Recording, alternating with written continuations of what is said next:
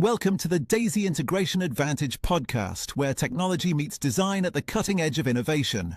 Join your hosts, Bert Herrero, Brian Bishop, and Nick Mark, as they explore the latest trends, technology, and strategies transforming the world of luxury building. Whether you're shaping skylines or reimagining spaces, discover your competitive edge with insights from industry leaders and pioneers. This is the future of building. This is the Daisy Integration Advantage. Welcome to the Daisy Integration Advantage. We're on site this time at our good friends at Lynch Landscape and Design. We've been working with these guys for a long time, and they're our first feature for a trade partner. And I think it's important to start off with one of our favorites and honestly one of the best. Oh, so thanks. yeah. We're glad to be here. Our friend Nick is remote because we're reversing it this time because we're not in the studio, and Nick is calling in from his office. So welcome, my friend. Thank you. Welcome. Nice to see you all. Right. Thank you. So I guess we can dive right in. I think first introduce yourselves because our audience is going to be unfamiliar unless they're familiar, and then an introduction maybe to the company and a brief overview and history maybe of how the company started and then where we're at now because things have really grown. I mean for Lynch since you guys have been here. Yeah. Well, I'll go first because I'll let you go. I'll let you explain the history piece. I'm Josh Brown. I'm the senior designer here at Lynch Landscape for the design team. I've been here for now almost 8 years, and loving every second. So. Is that true, Josh? Oh, that's very nice. My name is Tammy. I have worked with Josh for 5 years now with Lynch Landscape. I'm currently the marketing and business development director, but previously when I joined the company, I was the internal ops manager for design build. So Josh and I have worked hand in hand very closely for the past 5 years, and many moments have been delightful. Not all delightful, but many of them. Most of them have been delightful. A bit about Lynch Landscape. So Lynch Landscape has been around for 46 years now. That's crazy. Yeah. It was started by Mike and Kelly Lynch back in 1980. They were one pickup truck and one lawnmower, and they were based in Wayland, and they wanted to serve the Wayland, Weston, Sudbury community and really stay true to the roots here. Over time, obviously, that has expanded and grown. We now have 110 trucks in our fleet. Quite a big change up from one truck, Pretty daunting. one couple going at lawns. I think we mow said recently is 618 as of this morning. Yeah, just from your service side of things, right? Yeah. Right. On the design build side, for the past 10 years, really, we've kind of dug deep into doing design build projects, which has been really exciting for us to see the changes over the past 5 years in my case, 8 years in Josh's case, just the amount of projects we can do, the kind of impacts we can make on people's outdoor living spaces, and really bringing more people outdoors, which is, everyone's goal here at this company, at least. Mm-hmm. Us too. I love being outside. Yeah. And transforming, and transforming those spaces too. Because from the beginning of a project to the end. I mean, when someone's doing a project with you guys, the end result's amazing, and it lasts years. But it's also not only is it transformative, but you guys are on the forefront of really pushing the envelope of I think what's possible sometimes as well. And that only comes from the foundation of selling that job, designing that job, obviously, and then your crews all the way through everybody involved. I mean, we love Tony, right? Right. But everybody, I mean, the masons, like the attention to detail and the quality of the work is just, it's unimaginable once you're in it and you see it. So, and I love being part of that process. Yeah. Even when we're just integrating the technology with it, it's wonderful to see that whole process come through and see the project beginning to end. It's just like with indoor projects, right, Nick? I mean, it's awesome. And I think that we're teased a little bit because we have a little less usable time in our warm season here, right? Yeah. I mean, I guess Florida, they don't want to be outside in the middle of summer either. Sure. But there are other parts of the country that do get the 12 the 12 months a year and all the seasons. We don't get that. But you guys, like, we've done projects with you guys where we worked like into the winter. Oh yeah. It's amazing. Like you guys just like that, pushing the envelope isn't just the design and everything that you guys do. It's also how hard you guys work and what you guys put into the project. It's nothing short of amazing. So I It's digress. it's definitely a team effort. Like you mentioned, you know, obviously we have the design and the internal stuff, but Tony at the helm of the construction team and all the masons and all of our crew people, and they're the ones that kind of really, bring everything together, bring the visions to life. And without them, and wouldn't be what it is too. So like we Yeah. can come up with all the craziest stuff we want, but they're the ones that really help us put it into place. So that's a Yeah. huge piece of the company for sure. Yeah, I think a big part of that too, why, you mentioned our crews, our masons, the people who are on site. A lot of these folks have been with us for years and years. Right. It goes back a lot to kind of the family environment Mm-hmm. that Mike and Kelly built, and um, Q, who's our president now, he's their son-in-law, and Yep. continued, that small family business element. Like we're obviously a much bigger company Yeah. than when we first started, but Right. in so many ways, we're very much still a small company. There's no closed doors here. People can kind of zip into each other's offices, stop for question. You've seen, I'm Yeah. sure, a lot of the crews that are in the field. You've worked with them year over year because they're still here with us. Uh-huh. They want to stay. They want to bring in their friends, their family members, because there's this idea of we're working together as a team. It's not just clock in, clock out. See you later. Maybe I'll be back next year. And it comes through too. I mean, because people just have a great attitude on the job site. Yeah. They do. They love working here, and you can tell that's something special. Yeah.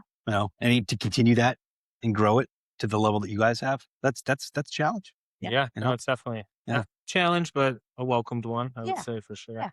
How do you guys approach the balance between like creativity and practical needs in some of these projects as well? Because some of them are crazy, 'cause I could think of a couple right off, right off the top of my head, but some of the terrorist stuff and stuff like that. Um, what's the approach there? Yeah, I mean, there's always a balance. There's design and what's imaginative and what you can come up with, but also, like you said, the functionality and practicality of actually like building it and bringing it to life. And I think a big piece of our success is the dynamic we have between like our design team and our construction team. Like my desk, me and Tony, who we've already kind of mentioned that name, our desks are back to back to each other. So we're able to talk about all kinds of possibilities and Mhm. what things are and aren't. And not only that, but the rest of the team and being able to bounce ideas off of each other and really push that envelope, right?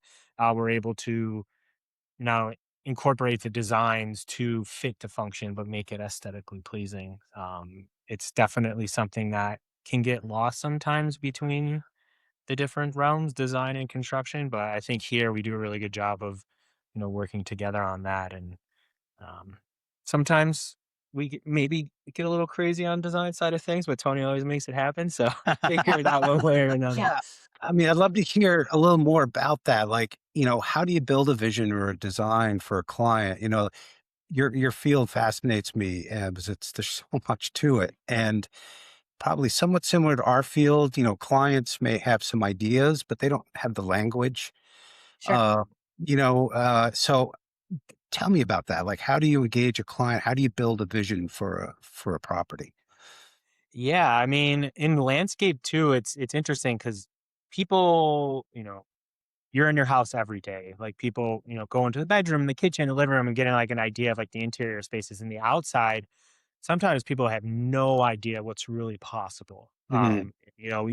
They say, like we want somewhere where we can sit and eat, or maybe, I don't know, maybe they know about an outdoor kitchen or something Yeah. like that. But we really try and push that envelope at the beginning with them, like understanding what is possible, what you can do, we talk about integrating technology as well. Like, people don't even realize the extent of outdoor technology and Right. what that brings to the space. Like, we're connected by Wi-Fi and everything like that. And then Yeah. people don't realize like, oh, I want to be on my patio, but I still want to be able to utilize those pieces. So, Mhm. just having people understand what's possible, in addition to all the other outdoor elements, fire pits, fireplaces, sport courts, putting greens, all these different pieces. And Yeah. really, digging deeper. Like we have, a number of like questionnaires and things like that that we kind of like present to the customers to really try to through multiple in-person meetings to figure out what they really want Yeah. in the I space. got I Yep. think they're not always sure at the start, but we Yeah. kind of like put those little pieces and bugs in their ears, and it Yeah. really helps them. They're like, oh wow, like that'd be great to see, and Mm. that's what then really drives a lot of the design and a lot of the things that we kind of come up with for the projects. Yeah, I think even taking one step back before a designer is even on site, a lot of times I'm the first point of contact for a new client, Mhm. right? They'll call and say, "Oh, my friend did work with you, or I saw you in a magazine. I know we want to do something outside. I don't know what." Right. And so my first question is always, how do you envision using this space? Mhm. For some people, it's I want an oasis where I see no one, I can enjoy nature, I can like completely chill out. For some people, And it's like I want this to be the neighborhood hotspot. I want everyone to celebrate here. I want everyone to be able to come and go, and this just be the hub of activity. right. So I think, my background is not in design, it is not in construction. It's actually in hospitality. So I personally approach things in a very different fashion. I'm always looking for the why do you want to do this? Mhm. Like, oh yeah, I want to be able to be outside. Okay, but why? Do you want to do it because, you have, aging parents that are coming to live with you and you have younger children that want to spend time outside on the lawn? Do you have dogs that you want to be able to roam free? Do you have none of those things and you want a garden? So for me, a lot of where I think that begins is setting that stage for the homeowner, even if they don't have, firm ideas of things. It's kind of Mhm. like, that's okay if you don't have ideas, but here are some things that, might help drive the decision making process because sometimes homeowners do call and say, I have absolutely no idea. I know you guys do great work. I want a designer to come out and tell me what to do. Right. It's like, we will do that. No problem. Right. Cool. Give us carte blanche. But do you like to garden? Do you want to grow your own zucchini? Do you want your kids to play in a sandbox? Do you Right. want to work remotely outside in your patio? Like Mhm. these are things that I think are kind of guiding questions that are lifestyle driven Mm. versus it being, I want a fire pit. I want this. I want a blue stone patio. Mhm. I think from my point of view, it's always how do you want to use it versus the design point of view, which is going to sculpt how you're moving through that space. That's Does it make smart. sense? It makes absolute sense. I Yeah. mean, it's some of the discussion we have from a lighting design perspective when you're doing you know, indoor work as well. And just how we talk about the use of the space. When someone knows they want some automation in their home, Sure. it's like, well, how do you live in the space? Mhm. It makes sense that you would approach it like that, but it is fascinating, like Nick said, because I'm fascinated with your side of the work as well. So we get pulled in, and I can speak to the fact that the culture of the company being so um being good, because you can tell a lot from a contractor about how they work with their subs as well. And that communication is always great with you guys. Oh, And that, you're talking about how things translate, to Tony's team and the construction team, but same thing happens with us, right? Absolutely. Like a lot goes in, and there's a lot of things that can change, and I feel like there's always contingencies in place to, like, if we need to juke and move, mhm. that's not so easy to do with other companies. Yeah. But it's really great working with you guys because of that. Oh, thanks. Because the end result is all that matters, right? Exactly. The client's happy with it, and because it's something that we can all step back and be proud of that finished product. Yeah. Exactly. And that doesn't happen without good communication. Yeah. So you guys have that. And, for anybody that be looking at working with a landscape design company, I mean, from the perspective of a technology partner of theirs, that's important. That communication is going to transpire to the client as well. Yeah. So Yeah. it's it's what makes you guys, one of the things that makes you guys so good. Thank you. And I assume your firm, you will, obviously you're doing the design and the initial build, but are you also assumedly doing all the service and maintenance of that property? Is that a different group, or how does that work? How does it transition from construction to maintenance, I guess? Yeah, I mean, we definitely offer full maintenance services. So we have, everything from lawn mowing to lawn care, cleanup, weeding, mulching. On the maintenance side of things, we have our division that does all of our tree care, pruning, with 3 arborists, 4 Four. arborists on staff. You guys are really well known for that. Yeah. Oh, yeah. Business. Yeah, that's one of the earlier business things that started back when Mike and Kelly Lynch did start the company. We have our own irrigation division, plant health care, fine gardening. gardening, which is a big one too. Oh, So really? all of those, all of those services are still part of the company. And then, the transition for projects, especially on a lot of these, way we work is towards like the tail end of a project as things are starting to get close to wrapping up. We'll introduce one of the landscape reps that functions on the maintenance end of things, introduce them to the homeowners to show them, this individual will be able to, take you through the whole maintenance process, give you the same kind of, white glove service that we offer during the construction process into the maintenance. And then they'll be able to take it and help make sure that, the vision of the project, the care, the design intent that was made shines through for like the years to come. And That's like a big thing. You could see that because I mean, you guys, when you see the planning schedule, then you see them come in and actually that takes effect, and it's grown in a year or two, or we're out there doing maintenance on an audio system or something like that, and we see it. And if they've continued doing maintenance with you guys, that care and attention is there because that landscaping looks beautiful year in and year out, and that's it. After you've made that investment in this beautiful design, you want that care and attention. And it's nice to just be able to do it all in house, right? Yeah, that's one of the big things. A lot of our clients like the idea that it's one-stop shop, right? Like Right. you're calling one number. There's real people who are picking up the phones, real people who are answering text messages and emails. And no matter who you're calling at the company, we can route it to the appropriate division, right? So if one of Josh's clients call and say, oh, everything's looking great, but I have one tree that's not looking great, Josh is going to handle that internally. Like, okay, we'll get this assessed. He's going to talk to our plant healthcare guides and they're going to take care of that internally. And it's the customer just needs to make that one phone call. It's not like, oh, press 5 for this division, press 7 for this division. It's like we're all in the same building. So it's a matter of, cool, let me put you on hold and pop over to Mike's desk and he'll tell me when they can come out and assess that tree. So We should do a quick walkthrough and B-roll Ooh. 360 camera Ooh. of just the space. I don't know if you want to see that. I don't know if anyone knows what a landscape company looks like in season. It's, I mean, just have the a little opposite. hectic. view. Yeah, we could see maybe the design wing. Yeah, well, that's what I'm saying because it is really cool. I mean, Yeah. it's a beautiful what you guys did in there. Yeah, It's- we could. Yeah, That open door concept is there. I mean, and it's appreciated, especially if you've ever worked in a corporate environment. It just can be very closed door. Yeah, Josh, Yeah. Josh. yeah. It can get in even in the mornings and stuff when all the crews are here. It's like it's like people whizzing by, papers everywhere. It's kind of A lot going on. A lot going on. yeah. I've often wondered, you're designing in the first stages, things grow, right? So, so year one, whatever the plan is, hasn't fully matured yet until probably year 2 or something. Am I correct in that, or are you designing or getting mature plants so that even year 1 that looks the way it's supposed to look? It really depends on the client and the project.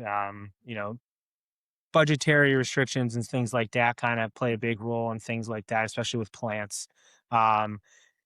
With that aside, from a design standpoint, we design in a way initially so it shows what it'll be fully grown and fully in.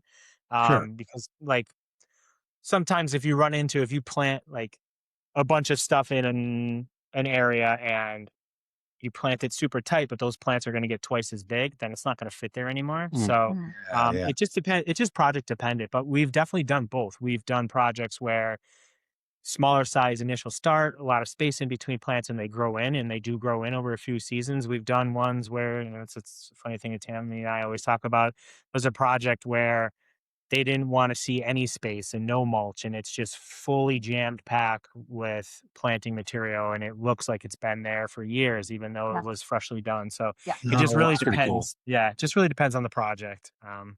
Yeah. Wow. Okay. I didn't appreciate that. Remind me to show you a picture of that later. Yeah. It's insane.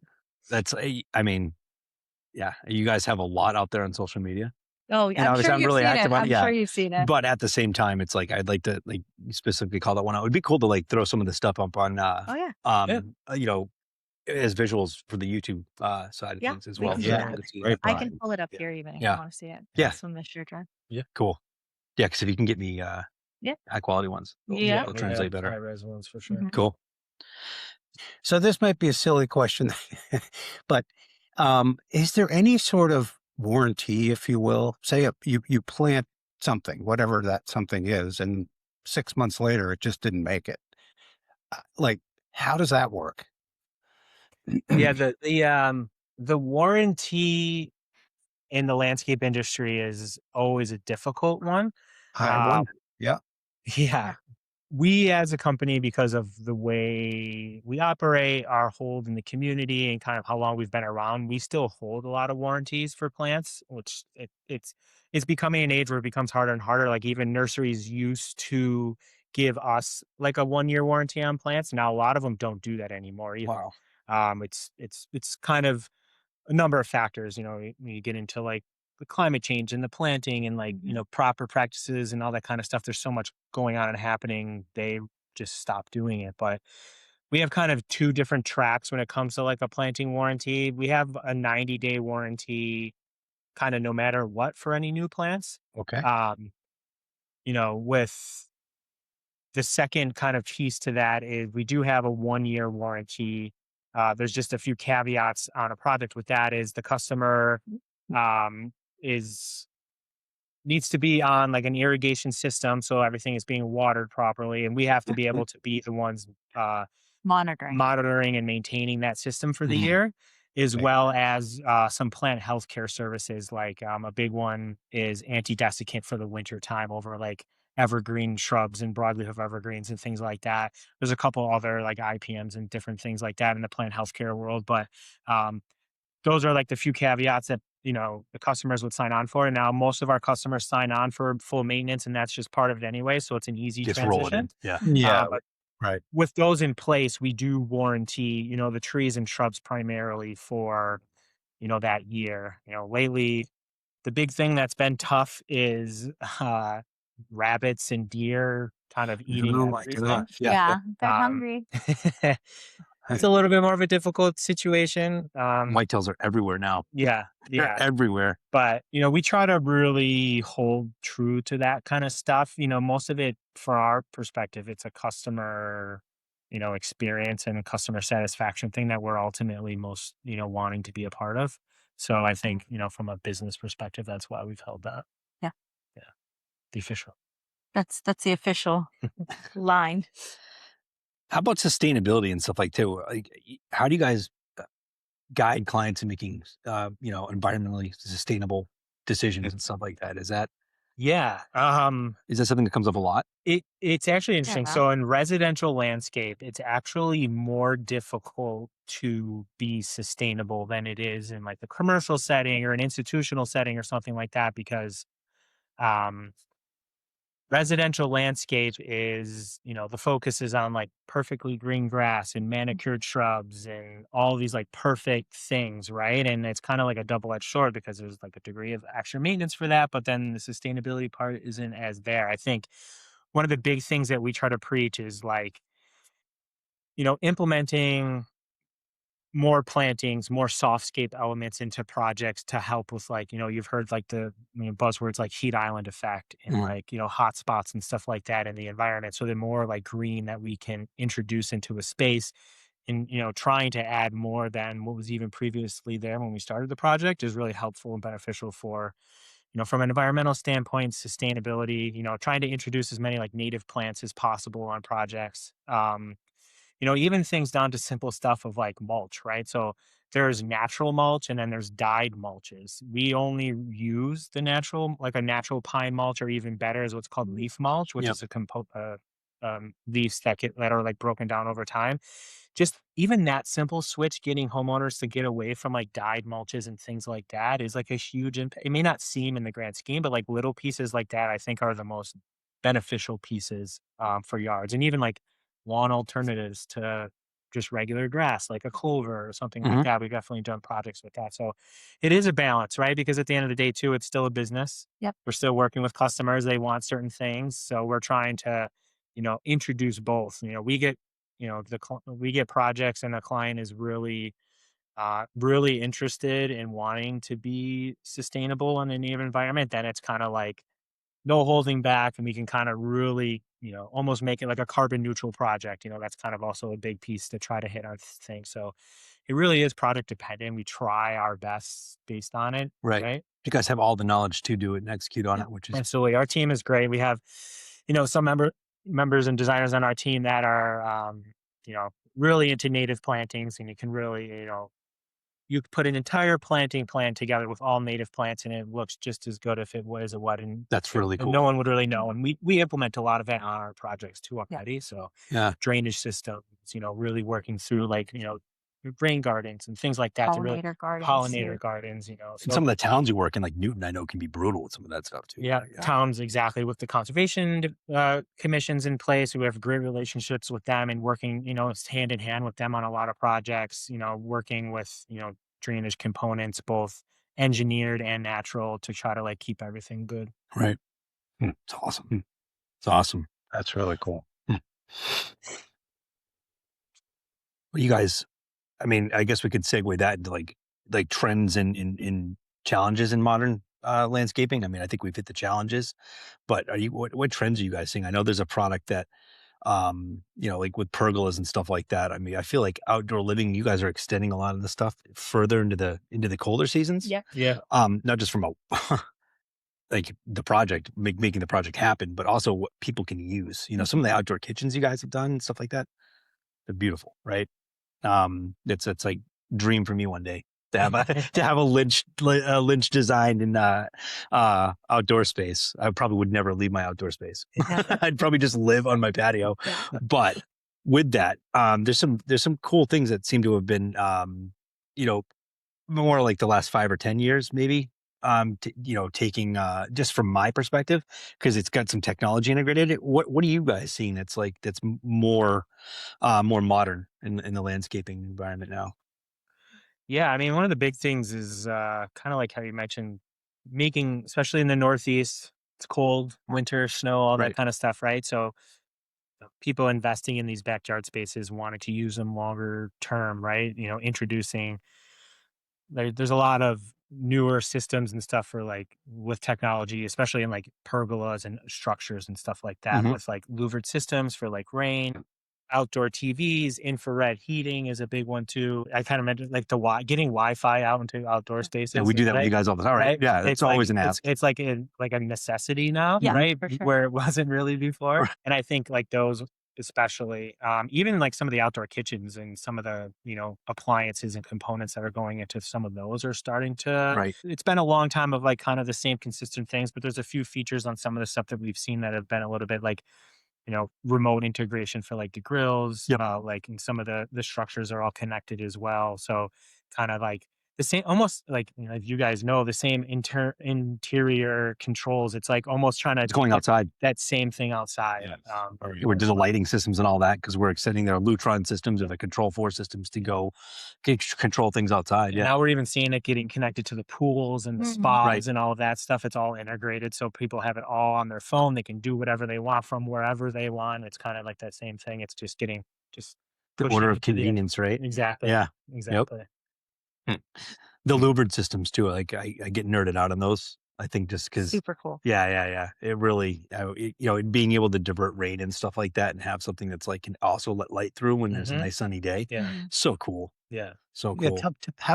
tell me a little more about some of these louvered systems. 'Cause I've seen them, but I don't fully understand what's behind them. Yeah. I mean, it's definitely something that has changed even from like one of the first ones we did, I think, was probably 7 years or so ago now. And even from that one until now, on some of the stuff that we've done, like the motors, the integration, it used to just be like, a button on the beam that you open and close. And now it's getting integrated into like control fours and lead Right. systems and stuff like that. Yep. We've seen recently. But yeah, it's like a regular pergola or overhead structure, and they can be very modern in look, but there's also ways to make them look like a traditional pergola with like the little like detailed wings and the cross braces and stuff like that. But um, it's like a motorized system, and it's just like the slatting that like opens and closes, kind of like a blind on your window, but overhead. Right. Exactly right, and it's that same thing, and it's like watertight when it's closed, so it's completely usable in any like precipitation or anything like that. And then it's connected to the lighting. There's fans inside of them. Bug screens too, right? Bug Mhm. screens is another big one. The heat.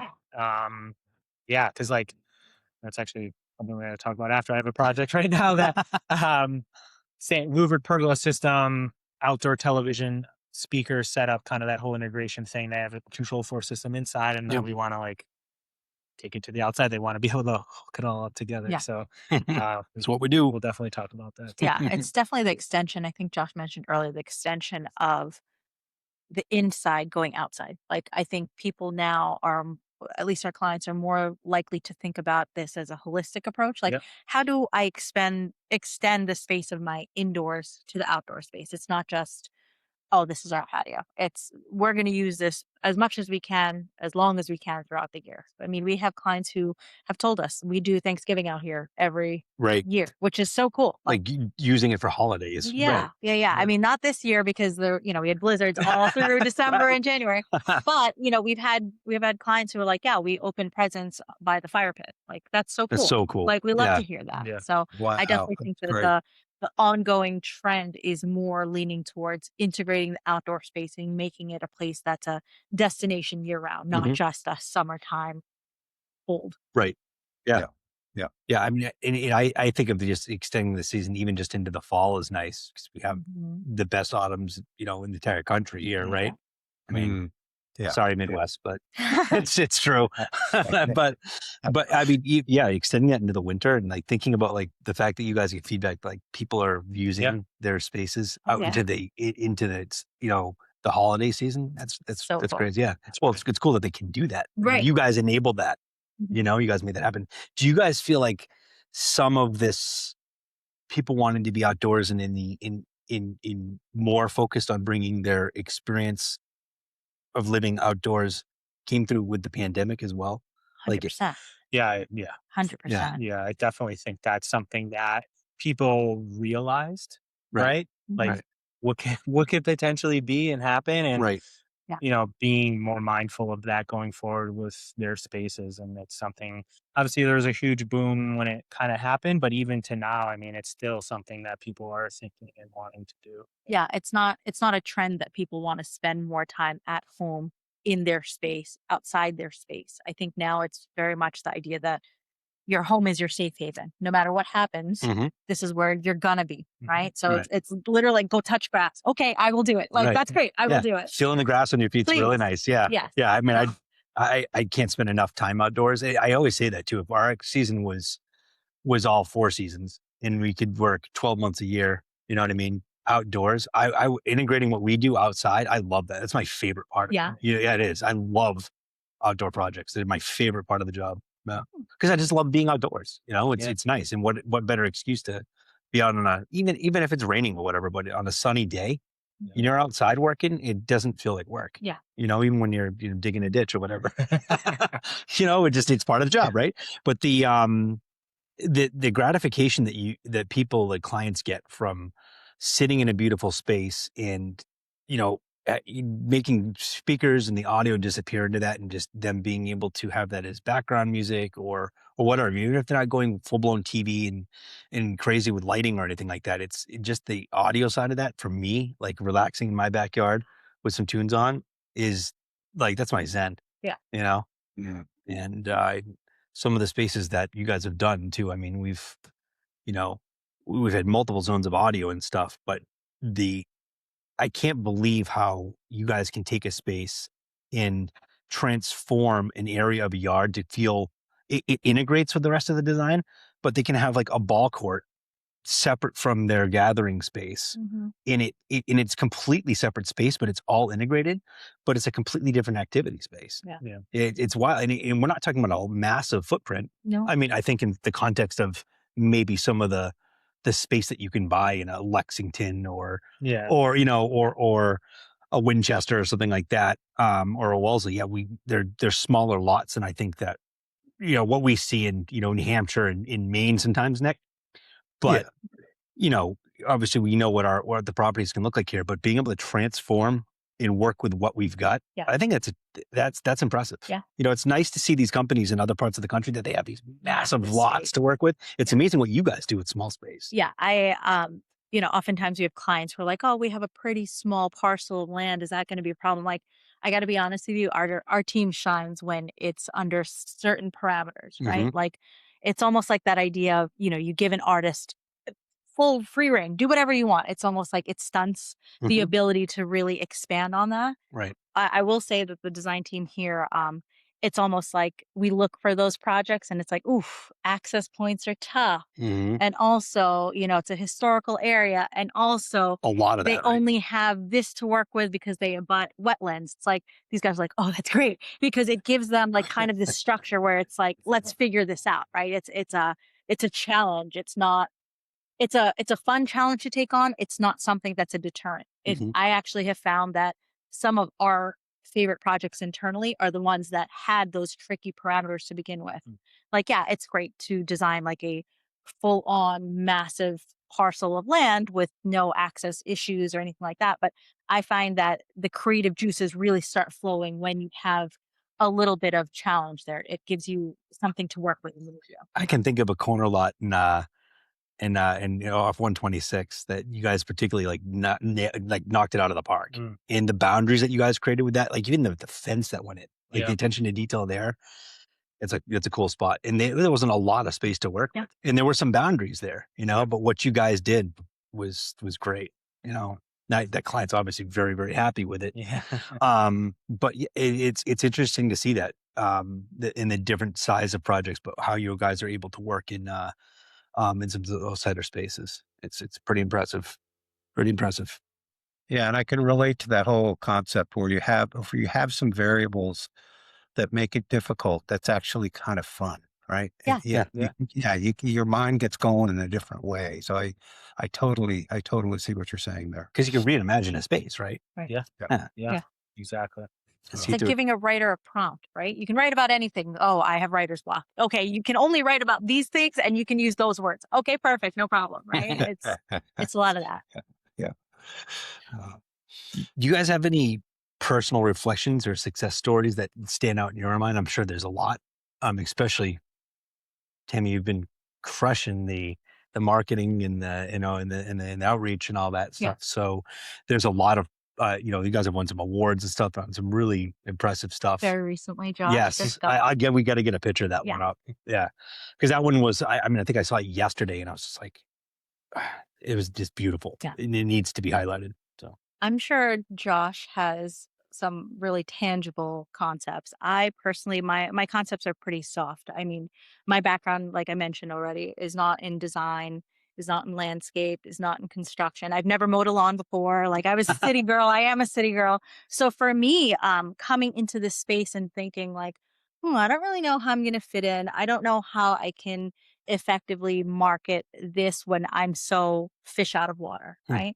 But after being here for 5 years and learning under the indirect tutelage of my team and just seeing all of the things and, just like naturally listening and wanting to hear all of the stories and speak to all the clients that I've spoken to. I've spoken to hundreds of clients over the 5 years I've been here.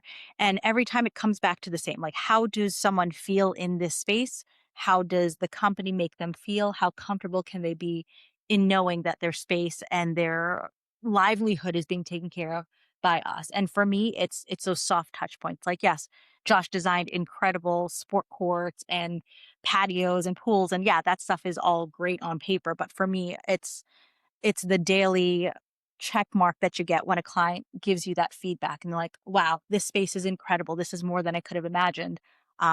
just recently we had a client, that award-winning client, write an email saying like, I can't believe this is my home. Oh my gosh, like this is incredible. That's And that cool. to me, like those are my wins. Those are the things that I take out of here. And I'm like, yes, we did it. This is great. It's not so much about the physicality of what we accomplished. It's more the soft touch of how we made people feel and how they will continue to feel in those spaces through the time. But I'm sure Josh has real, like tangible stories to give. Well, I mean, I think it's interesting because, you know, we've done a lot of amazing projects and we love, you know, working in complicated situations and coming up with a lot of these cool things. And they are really great. I think the biggest thing for me, you know, personally is kind of like Tam kind of talked about it, is more so is like our team dynamic, right? I think we are successful because of that, between the design team, between Tammy and internal operations to now business development marketing is like vital to the success of like what we've done. And like being able to do that piece and like work together with design and then construction and like all those things kind of like work so well together, and then like the pass off to maintenance. I think like, you know, it's kind of cheesy to say like teamwork, right? But like it's one of the things that for us has made it so successful, because without that we wouldn't be where we are. Right. And like especially Sum of to all of its parts. exactly, Yes. right? And we do a lot of great stuff, but like, you know, now even to the marketing and the business development and like working with all these different vendors and all these people, like it's we're seeing the fruits of that labor, right? And it's important to have that piece and continue learning and developing, you know, the team, like bringing in new people, bringing in, you know, we have an intern from UMass right now working with us on the design team. Like, you know, she's doing a fantastic job and you know, teaching us some stuff that's like newer things that they're learning in school and like Yeah. that, you know, keeping up with integrating technology, right? It's funny, it all kinds of works together. Landscape's typically behind with a lot of that stuff sometimes, but just learning new things, new design techniques, things about sustainability, like all of that, and that team dynamic is what can help, you know, bring Yeah. that through. It's And awesome. I think too, like this specific team, and I say this all the time to people, like they're very talented, but they're very humble.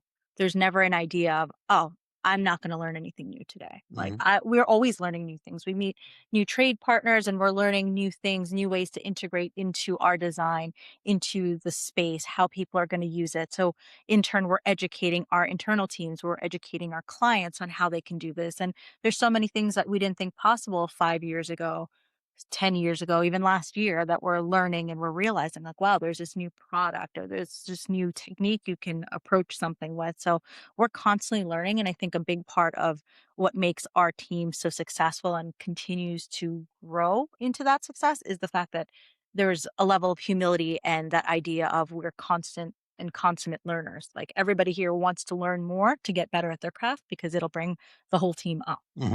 It's a great outlook and great attitude. Yeah. Love it. It permeates the culture of the company, I think, right? Yeah, for So sure. I mean, I think that's healthy outlook, you know, just to go through life with. It's not thinking you know everything, right? Yeah. But and being always willing to learn, but that doesn't mean that it ever necessarily works in a business. Right. And it's nice to have that as like such a, you know, integral part of your culture, and that you guys have that outlook. Because I mean, it even comes through just in meetings with you guys too. It's just it's always a fun thing. You know, like Brandon was really bummed he couldn't be here Well, he today, should be. and Jill said to say hello to you. You know what I mean? So it's like it's just it's people really enjoy, you know, working with you guys, the clients, and we even hear it from the clients. You know, the side chatter that happens with the clients and like how much they enjoy you guys, and like they see it with us because we, you know, we love working with you guys, and it's just it really comes through. Yeah. And there's a lot to be said for that. You know, and if there's, you know, I really like to get, you know, I've always been one of those people that likes to get people at the table to talk. You know, and that's why, you know, introducing you guys to other builders that, you know, either are doing outside work and maybe shouldn't be, or stick to the indoor stuff because they're really effective at that, or want a really good partner just to work with the best. And that doesn't just mean that you guys are doing the best work. It's like you guys are a really good partner to work with, and trying to get that through. I mean, that's why we're sitting here, is so we can get that message out, right? Through a natural conversation, instead of it just being something that I'm having a one-off conversation with. Those one-off conversations happen quite a bit, but it's putting it out there for a larger audience is, you know, why I wanted to sit down with you guys. Yeah. today, you know? Thank We you. appreciate it. Yeah. Thank you very much. We appreciate you guys. You may have said this in the beginning, but what's your footprint? You know, your geography, and are there new markets that you're exploring? And Yeah, I mean, we're very fortunate that our immediate area is so successful for us. You know, obviously, Mike and Kelly started in the Wayland, Sudbury area of Massachusetts, and they, neighborhoods and stuff has really grown, and, out to like Weston, Wellesley, Concord, like all these like surrounding neighborhoods and stuff. But for our geographical like limits, we've done stuff kind of as far south as Walpole, Oh, yeah. Canton Yeah. area. Yeah. I was just we were down there not Last too 2 long weeks. ago. We've gone as far north, Winchester, Andover. Andover, Carlisle. Carlisle. We definitely do stuff in the city. We've done a project or two in like New Hampshire and on the Cape and that kind of area as well. It's kind of depending on the project, right? I mean, Right. we are traveling far, so Yeah. but Yeah. we're definitely we're always open to things. We looked at a project on Moon Mountain Oh, month or cool. 2 ago, Oh, something wow. like that. So Yeah. there's definitely possibilities. It just depends on the project, really. Okay, got it. But yeah, we're in the We're in a good spot. this Metro West. What is it? It's west of what is that? 95? 95? No. What's the 128? 495? Yeah. Neither of us are actually from Massachusetts, Yeah. so we don't know. And we have all these, if you don't know the geography of Yeah. Massachusetts, we have all these like routes that intersect at one point. Yeah, I and- think it's yeah. 495. 495, Yeah. yeah. What's the best way to reach out to you guys? I mean, obviously you guys will have the website in Yeah. the description and all that, but Contact me always. Cool. Yeah. Contact Tam, or if you call the office, ask for Tammy, and then you will get brought to the right spot for sure. Yeah. Yeah. Yep. She's Kind of master control. The nucleus of it all. The Men in Black controller in the middle of the thing. And it's saying something because you guys are busy. Yeah. We're pretty busy. Yeah. You know, we're out on the road all the time, you know, like, and we see Lynch trucks literally everywhere. Yeah. Yeah. We are everywhere. We are everywhere, yeah. Yep. I like seeing that. It's whether it's a maintenance crew, whether it's, you know, Yeah. the tree crew, or whether it's, you know, some hardscaping or a sign out there because you guys are doing a project. We love seeing it. Yeah, for sure. Cool. Yeah, that's great. Wow, nice job. Thank you for tuning in to the Daisy Integration Advantage podcast, where technology meets design at the cutting edge of innovation. If you enjoyed today's conversation, don't forget to like, subscribe, and share the show with your network. Stay tuned for more insights, trends, and strategies that are shaping the future of luxury building. From all of us at Daisy, we appreciate your support and look forward to exploring the next frontier of building together. Until next time, keep pushing the boundaries of what's possible